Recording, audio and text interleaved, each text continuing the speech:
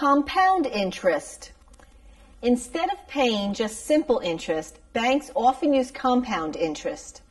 If the bank offers interest compounded annually, then the bank adds the interest you have earned for the first year to your principal. The second year, the bank pays you interest on the total amount, the principal and the interest for the first year. With compound interest, your interest earns interest, and you make more money. Let's look at an example. The bank offers you a 6% rate of interest compounded annually. If you keep $2,000 in the bank for 2 years, how much interest would you earn? Once again, we're going to use our interest formula, but more than one time. Interest equals principal times rate times time. So we know for our first year, we're going to take our $2,000, multiply it by 6%, and since we're doing this for the first year, we're multiplying by 1. Using the calculator, we have $2,000 times 6% times the 1, which we know will come out the same, is $120. That's our interest for the first year only. The bank now takes the money you put into it, the $2,000, and adds the interest on so that you now have $2,120 into the bank. That becomes your new principal.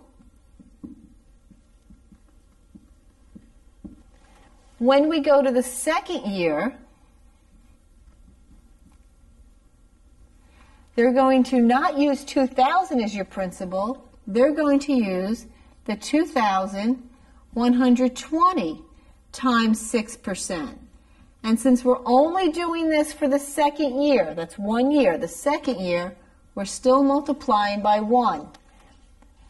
We go back to our calculator. We have 2,120 times 6%, only for 1 year, because the second year is just 1 year time, times 1, and it should come out the same.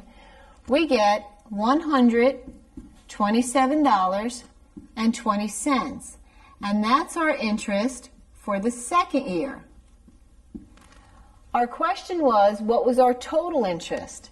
If this is the interest for the first year, and this is the interest for the second year, I can add those two numbers together to get my total interest. The $127.20 is already on the calculator. If I add 120 more, I get a grand total of $247.20. And that is my total interest for 2 years. I'd like to speak to you about stocks and bonds and the importance of understanding percentages. Because when you invest your money, you want money to be returned to you. And it's important to understand how much money you're going to get back. Now, you find that a lot of companies that are large, they issue bonds. And depending on the health of the company, the bonds can give you more or less interest. But it's important for you to understand what that percentage means. For instance, if a bank is going to issue a bond and you get 4% or 6% or 8%. Now, the bank also, they have certificates of deposit, and they're very safe. They're guaranteed by the federal government, and we find that it's going to be lower usually because there's less risk. So the more risk that you have, usually the higher the percentage rate. But if you have $10,000 that you want to invest, and let's just multiply 10,000. So 10,000 times 4%. So 4%, you earn $400. It's obvious then for 6% you'll earn $600, and 8% will be $800.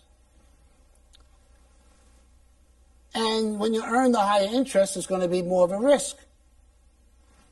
And you have to make that decision.